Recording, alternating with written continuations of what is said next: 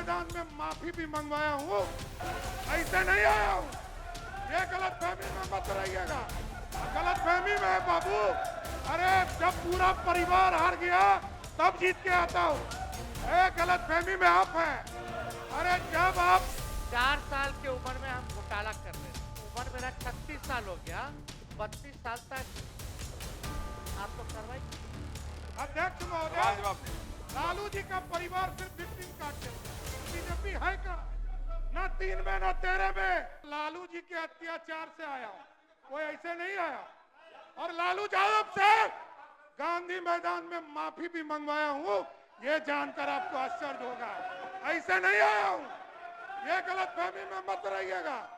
और उस समय की सरकार को माफी मांगना पड़ा और 25,000 रुपया, हमारा 2.5 लाख रुपया मेरे परिवार को देना पड़ा। ये है सरकार आपकी।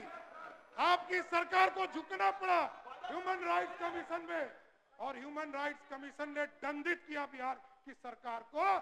तब झुकाने का काम लालू प्रसाद को तब भी किया था और आगे भी करूंगा। और जितना आप लड़िएगा, हमसे जितना लड़िएगा उतना हारिएगा, कंफर्म रहिए। अभी तो 8 गो उम्मीदवार दिए थे ना जी, क्या हल किया बिहार की जनता? 40 में 31 साफ कर दिया ना, जनता जानती है। अरे गलतफहमी में है बाबू। अरे जब पूरा परिवार हार गया तब जीत के आता हूँ, गलतफहमी में आप हैं। अरे जब आपका पूरा परिवार हार गया तब भी जीत कर आया हूँ। सुनिए,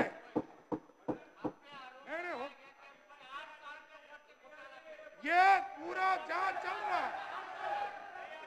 देखिए स्पष्ट है कि आज पूरे प्रदेश में आप बोले तो मैंने रोका नहीं आपको कभी। लगातार सब्जी उत्पादन केंद्र खोलने का काम कर रहे हैं और आज पूरी तरह बैठ जाइए ना। बिहार के विकास के लिए मंडप 1 घंटा बोलने के बाद भी इनको चैन नहीं है।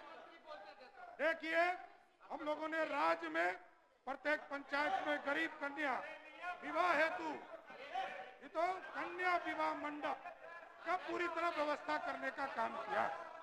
इसी तरह अध्यक्ष महोदय, वेंडिंग जोन पूरी तरह वेंडिंग जोन पे पूरी व्यवस्था खड़ा किया गया। सम्राट चौधरी जी ने हम पे आरोप लगाया कि हम 4 साल की उम्र में हम घोटाला कर रहे थे। आप बोले भाई और आप संक्षेप में बोलिए ना, सरकार के जवाब। 4 साल की उम्र से हम घोटाला कर रहे हैं, उम्र मेरा 36 साल हो गया, 32 साल तक आप लोग कार्रवाई क्यों नहीं की? बैठिए माननीय मंत्री, माननीय मित्र। और देखिए, ये लोग सिर्फ विक्टिम कार्ड खेलते हैं। अध्यक्ष महोदय, लालू जी का परिवार सिर्फ विक्टिम कार्ड खेलता है। अब देखिए, इनका भी अनोखा खेल है। 1996 चलिए, 1996 में किसकी सरकार थी? देवगौड़ा जी देश के प्रधानमंत्री थे और पहली बार चार्जशीट हुआ लालू प्रसाद जी के। 1996 में चार्जशीट हुआ, जनता दल की सरकार थी। और 1997 में जब जनता दल और राष्ट्रीय जनता दल यूनाइटेड अलग हुआ, तब भी देश में जब लालू जी जेल जा रहे थे, तब भी जनता दल की ही सरकार थी। तो फंसाने वाला कौन? फंसाने वाला कौन? फंसाने वाला कौन? अरे लोकतंत्र है, लोकतंत्र में तेजस्वी जी, ये लोकतंत्र है। और लोकतंत्र में आरोप लगाया जा सकता है, लोकतंत्र में आरोप लगाया जा सकता है, लेकिन लोकतंत्र में प्रूफ करने का काम सीबीआई ने किया।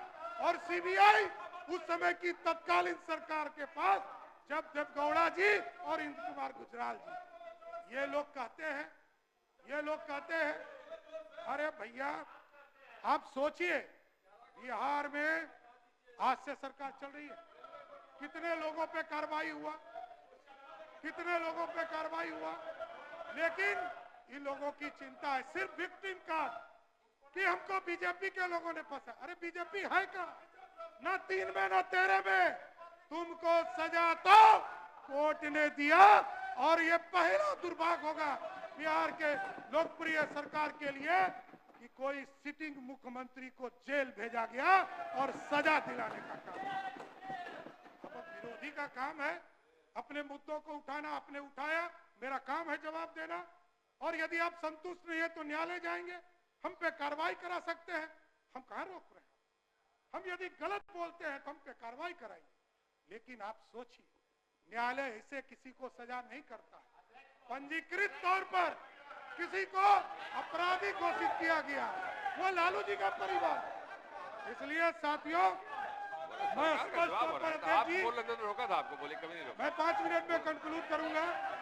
मेरा मानना है बिहार के विकास के लिए चरणबद्ध तरीके से हम लोगों ने बस स्टैंड निर्माण की चिंता किया है, और यहाँ पर उद्योग मंत्री जी हैं।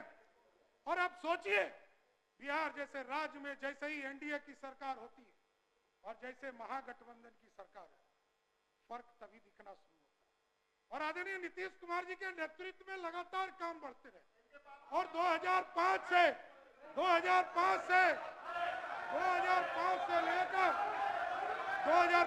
लेकर 2020 तक लगातार नीतीश कुमार के नेतृत्व में काम चल रहा है। बैठिए, औद्योगिक विकास का काम बैठिए, आप लोग बैठिए, पूरी तरह अरे बैठो, ईंधन के ऊपर बैठिए आप, उपयोग के प्रोत्साहन करके किसानों की आय को वृद्धि करने के लिए बैठिए, बोला लीजिए। प्रसरण को आगे बढ़ाने का काम किया जा रहा है। प्रमुख फार्मास्यूटिकल कंपनियों को एक नीति बनाकर आगे बढ़ाने का काम किया जा रहा है। उद्योग के क्षेत्र में अध्यक्ष जी लगातार सेंटर ऑफ एक्सीलेंस के रूप में एक पूरा जीर्णोद्धार का काम शुरू किया गया।